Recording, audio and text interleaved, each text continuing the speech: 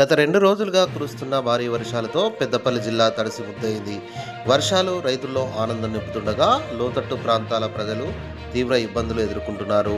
రామగుండం రామ్నగర్లో సుమారు 30 ఇళ్లు వరద నీటిలో మునిగిపోయాయి. మరోవైపు శ్రీపాద ఎల్లంపల్లి ప్రాజెక్టుకు భారీ వరద నీరు చేరుతుండగా సింగరేణి ఓపెన్ కాస్ట్ గనుల్లోకి నీరు చేరడంతో బొగ్గు ఉత్పత్తిని అధికారులు తాత్కాలికంగా నిలిపివేశారు.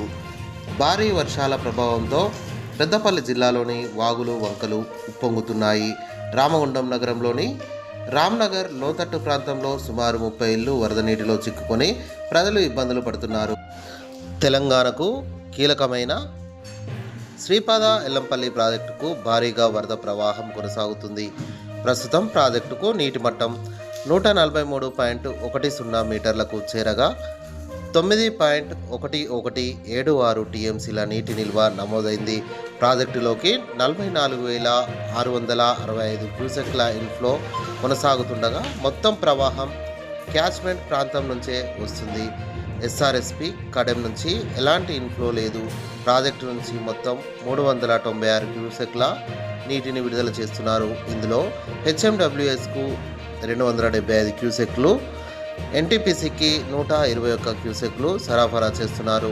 ప్రస్తుతం ప్రాజెక్టు 62 గేట్లలో ఒక్క గేటును కూడా ఎత్తలేదు. ఇక భారీ వర్షాల కారణంగా సింగరేణి ఓపెన్ కాస్ట్ గనుల్లోకి వరద నీరు చేరుతుండటంతో భద్రతల దృష్ట్యా బొగ్గు ఉత్పత్తిని అధికారులు తాత్కాలికంగా నిలిపివేశారు. అయితే ఇప్పటికే నిల్వ ఉన్న బొగ్గును రాష్ట్రంలోని థర్మల్ విద్యుత్ కేంద్రాలకు నిరంతరంగా రవాణా చేస్తున్నట్లు సింగరేణి అధికారులు తెలిపారు. 9వ డివిజన్ మాది లెలిన్ నగర్ అండి. ఇప్పుడు కాదు, గత 30 సంవత్సరాల నుంచి ఏ కార్పొరేటర్ వచ్చినా కానీ ఈ వార్డును అసలు ఎవరు పట్టించుకోరు. డ్రైనేజీలు జాము, లైట్లు లేవు, రోడ్లు లేవు, ఏ పని ఏ కార్పొరేటర్ పట్టించుకోరు. గత 30-40 సంవత్సరాల నుంచి ఇదే బాధపడుతున్నాము. చీకటి సాయంత్రం అయితే ఈ వాడంతా చీకటి భయం. లోపలికి ఏ పిల్లలు రావాలన్నా ఎవరు రావాలన్నా కానీ భయపడతారు. ఇది మా బాధ. కోరి కాంగ్రెస్ ప్రభుత్వానికి ఓట్లు వేసుకున్నాము.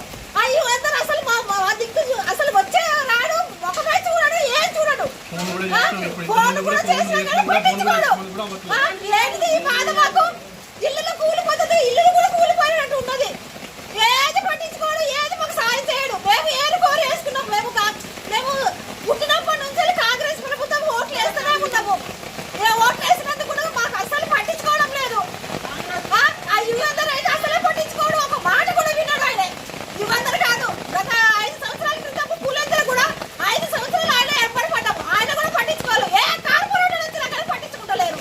మాకు ఎంత వనవాసం అవుతుందో, ఎంత బాధ అవుతుందో తడిసిపోతున్నాం పిల్ల జల్లలతో. ఇది మా సమస్య.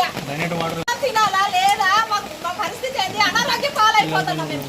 చిన్న పిల్లలతోని, ప్రెగ్నెన్సీ లేడీతోని, చిన్న పిల్లలతోని బతుకుతున్నాం ఇక్కడ. మరి ఏంటి ఈ సమస్య? ఎప్పుడు తీరుతుంది? ఎవరు వస్తారు? కమిషనర్ మేడంకు దండం పెడుతున్నాం. మేడం గారు, మీరు కొంచెం దీంట్లో ఇన్వాల్వ్ అయ్యి మాకు కొంచెం సాయం చేయండి, మాకు హెల్ప్ చేయండి, మాకు కొంచెం ఈ బాధ నుంచి విముక్తిని కలిగించండి. ఎమ్మెల్యే గారు అన్న మక్కన్ సింగ్ అన్న, ఇగో మీ పార్టీ చిన్నప్పటి నుంచి మీకు మేము వేస్తూనే ఉన్నాము. ఇక మా పరిస్థితికి ఇట్లున్నది.